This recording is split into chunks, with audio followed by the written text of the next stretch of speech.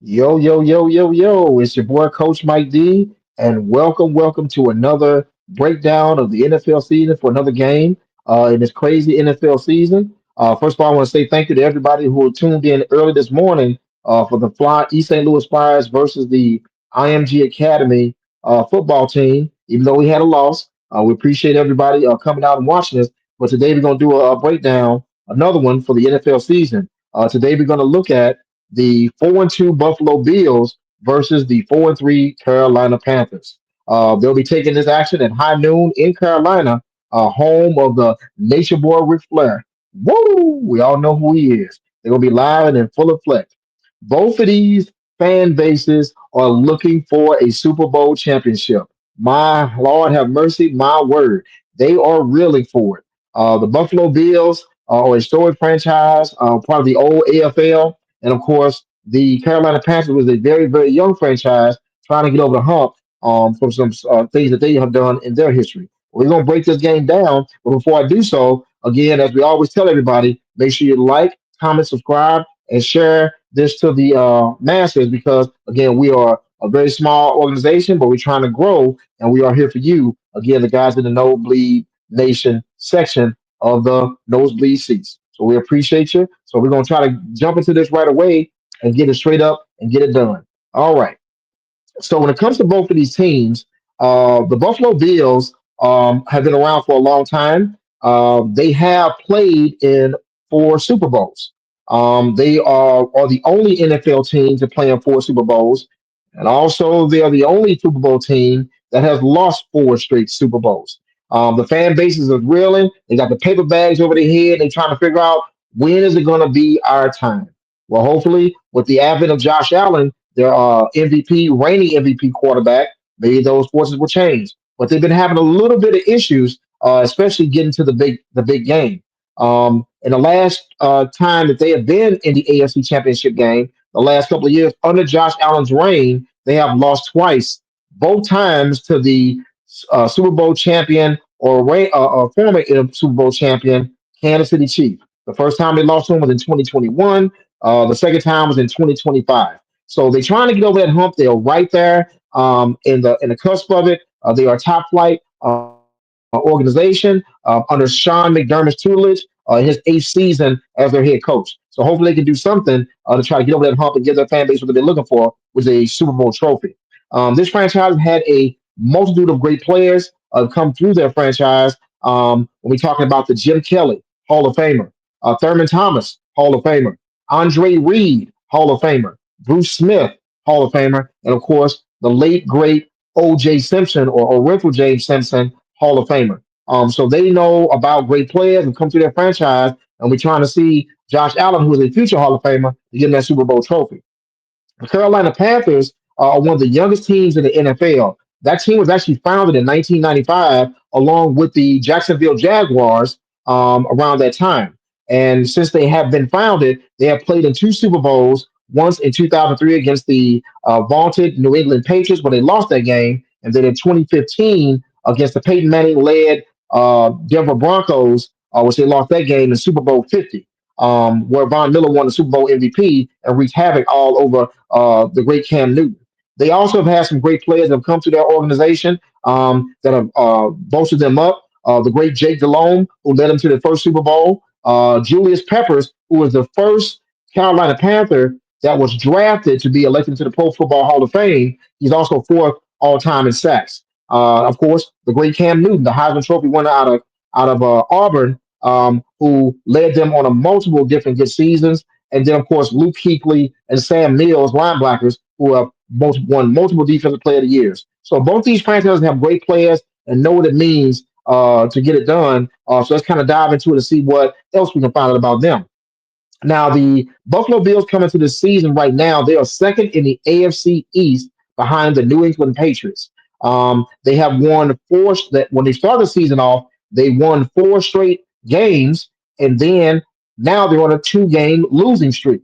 Those two losses come against the New England Patriots, which gives them a leg up in the division, and then of course the Atlanta Falcons, where they lost to them 24-14, and then the Patriots they lost 23-20. So they're trying to find a way to right the ship and get this stuff going because they are a good team. But right now, they're trying to break this losing streak because it doesn't look good, especially with the Patriots, the way that Mike Vrabel has them playing.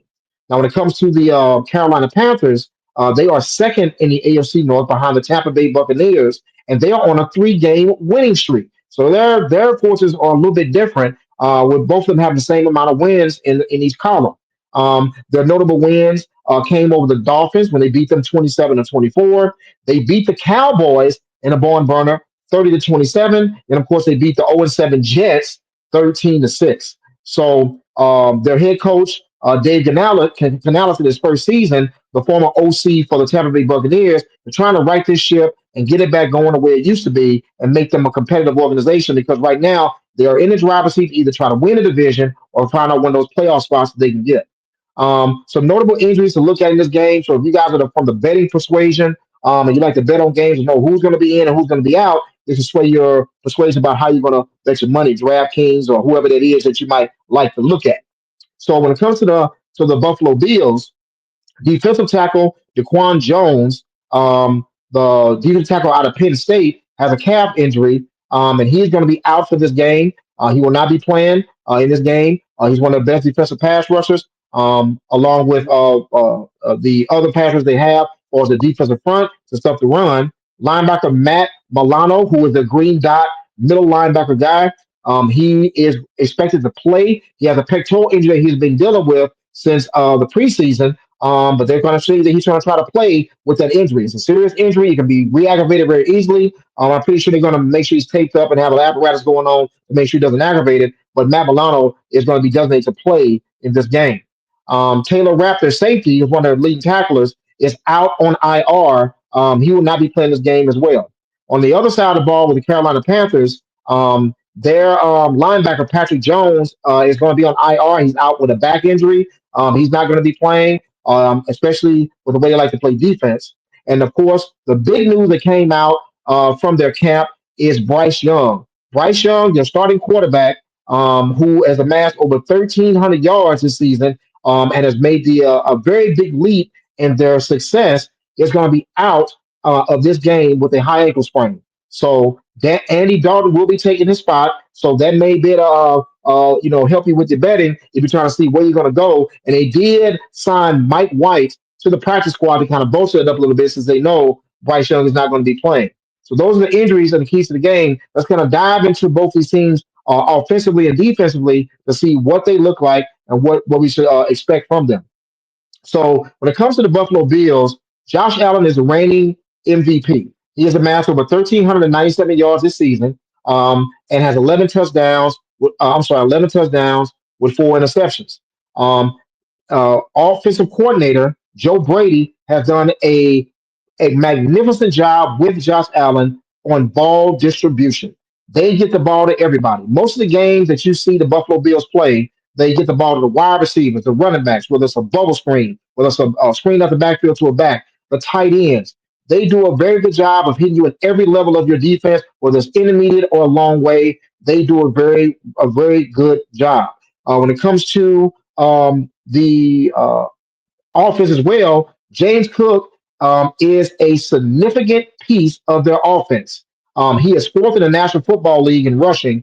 So he takes a lot of the load to give them a balance that they need when it comes to their offense. When it comes to that as well, they're number one in rushing. So when you add Josh Allen's mobility aspect, doing stuff off schedule, that adds an element to why they are the number one rushing team in the National Football League because of Josh Allen's mobility, as well as James Cook, 559 yards with five touchdowns that he has. So they do a good job of putting a lot of pressure on you. And this defense that they're going up against is not a shade and what it once used to be like last year.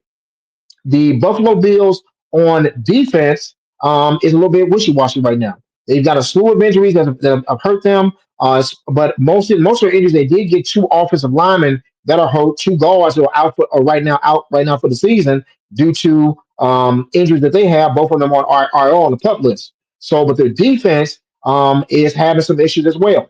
Sean McDermott, their head coach, is a defensive whiz. Of course, he comes off that tree. Used to be on a coaching staff with Mike Tomlin, and they are now in the AFC together. Notable defensive coordinators he's been with, Todd Bowles and people like that, have has an extensive pedigree when it comes to defense. The Buffalo Bills defense right now is second in the league on pass defense. They're not doing too bad in that area. Their secondary does a very good job at eliminating that and keeping you from being able to get down the field and get big plays on them.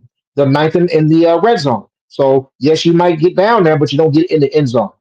They do a good job of keeping you out. Where they have a problem, which I think is an issue that you need to keep and pay attention to, is their rush defense. Even though Sean McDermott, with his expertise on the defensive side of the ball, they are 31st in the league in rushing or stopping the run. They are horrible at it right now. They can't find a way to stop it, and Sean McDermott has to find a way to get that done. Now, one thing that the Buffalo Bills will do is that they blitz a lot. Of course, being with Todd Bowles and all these other defensive coordinators that he studied with, um, the Buffalo Bills blitz 31% of the time in a football game, which is 10th in the National Football League. Well, with Andy Dalton now going to be the starting quarterback, you got a statue back there who lacks mobility. I'm pretty sure that Sean McDermott is going to try to heat him up and get him off his spot and get him off his platform. Now, when it goes over to the Carolina Panthers on offense. Basically, their offensive coordinator is Brad Isaac. He's our offensive coordinator. He basically is trying to going to have to figure out what are they going to do in the absence of Bryce Young. Okay, what is the offense going to look like? Bryce Young's not going to be playing. Andy Dalton's going to be in for him. So what are they going to do to lean on his skill set or also try to protect the old age and veteran? So right now, the Carolina Panthers are third in the National Football League in rushing. Yes, you heard it. They're third in the league in rushing. Those include Rico Dowdell, the running back out of South Carolina, formerly of the Cowboys, is actually third in rushing in with 551 yards that he has amassed right now so far this season. So he is very good with that. He torched the Cowboys for over 100 yards in one of the last games they played. That was his biggest one. They also have Chuba Hubbard. I love saying his name. Chuba Hubbard. Chuba Bubba Hubbard. I love saying his name. But he's a Grizzly veteran. He's a master with 248 yards. But also Bryce Young with his mobility also added to that. Now he's absent. So I expect that Brad Isaac is going to lean on Chuba Hubbard and Rico Dowdell to try to slow down that defense, try to get them a little bit of balance to protect Andy Dalton. And I think they should lean on that. I'm pretty sure you're going to see a lot of Rico and a lot of Chuba Hubbard in this game. Now, the Carolina Panthers in the offseason, they spent a lot of money on their defense, re-signing guys they already had and bringing in Grizzly veteran and free agents that were highly skilled in their positions. And it has been paying dividends and paying in full. So the Carolina Panthers total defense right now is seventh in the National Football League. You heard it, seventh in the National Football League. That's the reason why from last year they're having such a good start, because when you can stop people on defense and have a good appetite for doing that, the record should reflect that in some shape, form, or fashion with any type of offense that you have. Last year they were 21st, so you can see all those free agent acquisitions have made has paid dividends. They are 10th in pass defense. Last year they were 23rd. So again, you see the going the right way in the right way. They are eighth in run defense. They were dead last, 32nd in the NFL last year in run defense. So you can see, again, all those previous acquisitions playing well. They are 11th in red zone defense. Okay. Last year, they were dead last in that area. So they have made some strides. They were 32nd in points allowed. Everybody was scoring on them. Nobody could stay out of the end zone. It's like people just had a field day, like they had no defense out there. They was always in the end zone. Well, this year they're 13th in points allowed. And then, of course, they were 32nd on third down. This year, they're 10th. So, as you can see, all that money they spent on free agency, it sometimes can pay dividends, sometimes it doesn't. But in the Carolina Panthers case, they are having some good success, and it's reflecting in their record. Now, the defensive coordinator, Euro Evero, is a second-year defensive coordinator who was a base 3-4 defense, which if you don't know what a 3-4 defense is, that's three down linemen and four linebackers.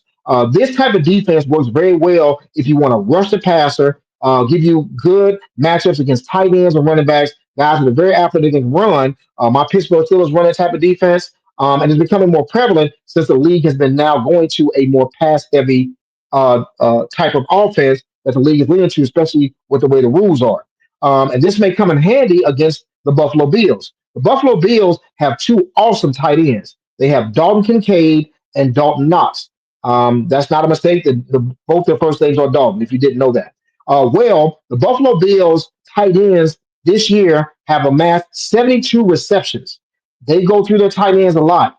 They throw to the tight end 40% of the time in their offense. That is a heavy dose. So having that 3-4 defense, having those good linebackers can help you kind of cover these guys. They're going to need to do that because these are some of Josh Allen's favorite targets. The only thing is linebacker Patrick Jones is out, so as I always say, I don't want to sound like an owl. Who is going to be the guy that's going to be the backup? You will have to figure that out when the game comes on tomorrow.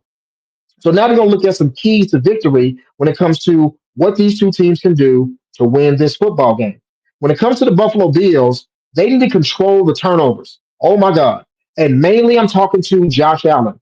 Josh Allen is turning the ball over at an alarming clip in these last couple of games. He has amassed interception in most of the games that he's been playing in. He had two interceptions against the Atlanta Falcons, and he also had a fumble that he lost against the Atlanta Falcons. Then against the Patriots, he had a fumble against them, and then lost a fumble and threw an interception.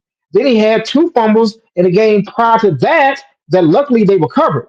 So Josh Allen has to figure out a way to stop reverting back to old habits. This was Josh Allen's problem when he first came to the NFL. He was known for being a gunslinger, throwing interceptions, and putting that ball out there where people just knock it out of his hand and throwing the ball. He has to control that. There's a reason why they lost against Atlanta and a reason they lost against Buffalo. I'm sorry, lost against the Patriots. So Josh Allen, I'm mainly talking to him because nobody else really turned over the ball, mainly Josh Allen. So they got to control the turnovers.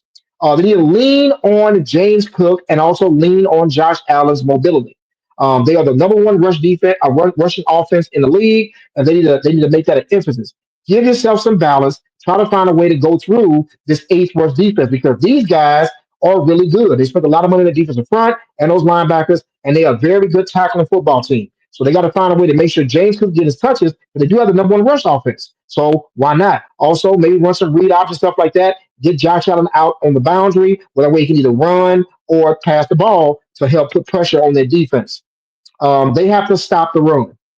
The Buffalo Bills right now, besides my Pittsburgh Steelers and probably Baltimore Ravens, and the Cincinnati Bengals, Buffalo right now is one of the worst teams in the league in stopping the run as well. All these teams are great football teams, well read, but this is part of the game that's really bad. And now they're bringing the third ranked worst defense in here. They got to find a way to slow them down because I guarantee with Andy Dalton playing now, they're going to lean on Chuba Hubbard and Rico Dardell a lot. So they might as well be prepared for it. So they can try to find a way to put them in long 3rd and 8, 3rd and 7, to put them in downs where they can put that 31% blitz package together and come after Andy Dalton. Find a way to get Andy Dalton off his spot. Andy Dalton is not a mobile quarterback. He's been one of the traditional pocket quarterbacks way back in the day when he played in the AFC North with the Cincinnati Bengals. He is not that mobile. He lacks mobility, and I expect Sean McDermott to heat him up in this game. They're going to find out how mobile he is, especially as getting to his advanced age of being a Grizzly veteran. So that's what I think the Buffalo Bills need to do. What about the Carolina Panthers?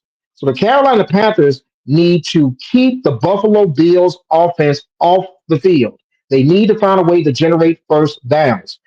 Use that elite running game they have because when you're top three in the league in running, you're an elite running team. So use that running team, that the rushing attack to control the line of scrimmage, get first downs, make your passing downs manageable.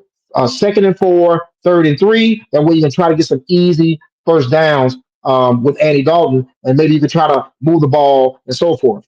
They need to limit Josh Allen scrambling. Josh Allen is a dual threat machine, just like Lamar Jackson and just like Jalen Hurts. Those 2, 3 quarterbacks are top in the NFL when it comes to passing and running. When it comes to touchdowns and getting first downs, they wreak havoc for defensive coordinators and they hate them.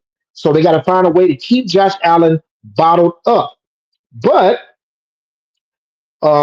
Josh Allen works a lot of his magic off schedule. So when he's scrambling out of the pocket, he wants to get out there and try to make plays, but it also gets him in trouble because Josh Allen he refuses to throw the ball away. So if you can get him outside and keep him scrambling, maybe let him scramble sometimes, but put pressure on him, Josh Allen will throw you the ball, as we've seen the last 3 games with interceptions. So try, but again, limit his scrambling, but also put pressure to make him make a mistake. Okay.